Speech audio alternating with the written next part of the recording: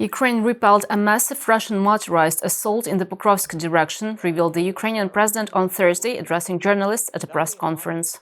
I would like to express my gratitude to the Ukrainian armed forces. Today, Russia conducted a large-scale assault in the Pokrovsk direction in eastern Ukraine. 14th Chervona Kalina of the National Guard of Ukraine took the brunt of the attack alongside the 117th Mechanized Brigade.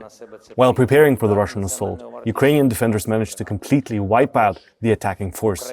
It consisted of 115 armored units with 200 personnel killed in action and 30 wounded. Thank you for your service. The commander-in-chief of the armed forces and commander of the National Guard confirmed high Russian losses in one of the largest motorized attacks since the beginning of the full-scale invasion. As of now, Ukrainian defenders have managed to fight back 16 square kilometers in the Donetsk region, thwarting Russian plans to seize territory, said the commander-in-chief. Ukraine and the US signed a memorandum to launch an economic partnership, announced Ukraine's Vice Prime Minister and Minister of Economy, Yulia Sviridenko, on Thursday. According to Sviridenko, the memorandum signals the intention to finalize and sign an agreement that will benefit both nations. In line with this partnership, work is underway to establish a fund for Ukraine's reconstruction, which will open doors for substantial investments, infrastructure modernization, and mutually beneficial cooperation between Ukraine and the United States. The next steps involve finalizing the agreement text, signing it, followed by ratification by both governments. Russia launched Iskander cluster missiles on Kharkiv, killing 1 and wounding at least 79 on Good Friday morning, stated President Zelenskyy.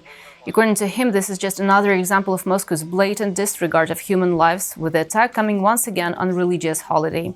Kharkiv Mayor Igor Terehov added that there were reports people may still be trapped under the rubble. As a result of the strike, more than 50 civilians were wounded, including 5 children aged 2, 4, 14, 16 and 17. Unfortunately, a 78-year-old man was killed in his own bed. The missile was fitted with a cluster warhead, which detonated mid-air, a tactic designed to maximize civilian casualties, stated the regional prosecutor's office. We were asleep. I saw some kind of flash, I don't know. Everything flew around, there was smoke. My wife took our daughter from the room there and gave her to me. We covered her in a blanket. We first thought the blood on her was mine, but then we found out that she had a shrapnel injury near her eye. The strike in Kharkiv on Good Friday was not a one-off Russian terror attack. On Friday morning, Mykolaiv, Sumy, Dnipro, and Donetsk regions were all under Moscow air raids. In Sumy, Russian forces struck a civilian bakery that was producing Easter paska ahead of the Orthodox Christian holiday.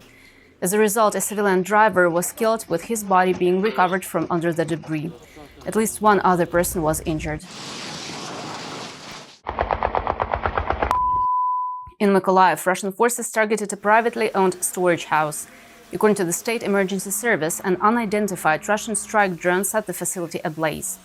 50 firefighters and 19 service vehicles worked to combat the fire that sent 700 square meters of civilian territory into a fireball.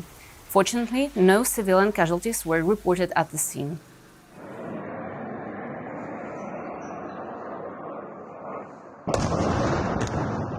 Meanwhile, in the city of Dnipro, Russian suicide drones targeted a residential high-rise, a fitness center, a hotel and office space on Good Friday morning. This was stated by the city governor Serhiy Lysak. According to him, no civilian casualties were reported at the scene, with the Ukrainian anti-air defenders taking down 3 Russian drones and 3 missiles. A Ukrainian delegation held high-level meetings in Paris with US officials and representatives of the Coalition of the Willing on Thursday.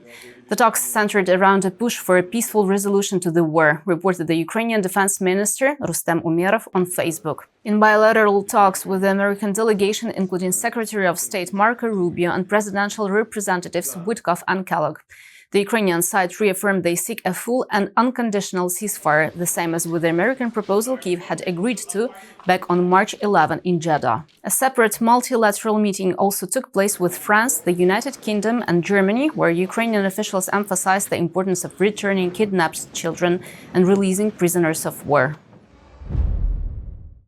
Following recent remarks by US President Trump that a ceasefire may be close and that Moscow is expected to respond to a US proposal, Secretary of State Marco Rubio emphasized on Friday that Washington is prepared to shift focus if meaningful progress is not made soon. He made the comments in Paris after meetings with European and Ukrainian officials, reported Reuters on April 18.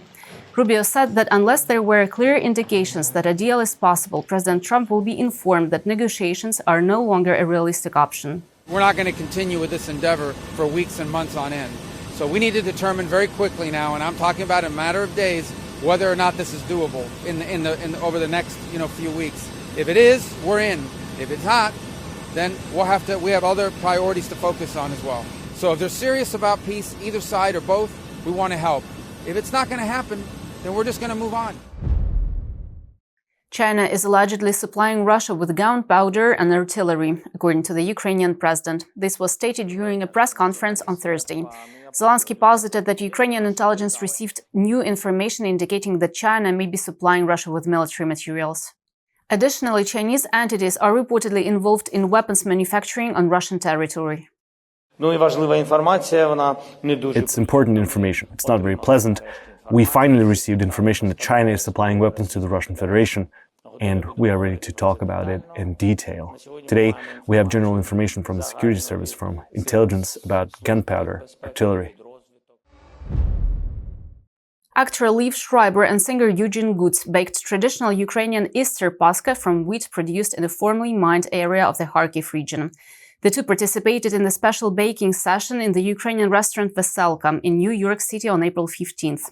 The paska they baked is a traditional Easter bread and was made with flour sourced from farmland that had been cleared of landmines. This flour is from the Kharkiv region. There's a local farmer from northern Kharkiv. A missile hit his grain elevator. He managed to save some of the harvest. And this is the actual flour that we're going to make our paska with today. United 24 they're having a demining fundraiser to get rid of all the mines. If you want to help, please go to the website for United 24. You can read more about the demining fundraiser, and you can donate if you can. If you can't, please just talk about it. An estimated 139,000 square kilometers of Ukrainian territory are potentially mined, already causing 335 fatalities, 18 children among them. Thank you very much. Slava Ukraini.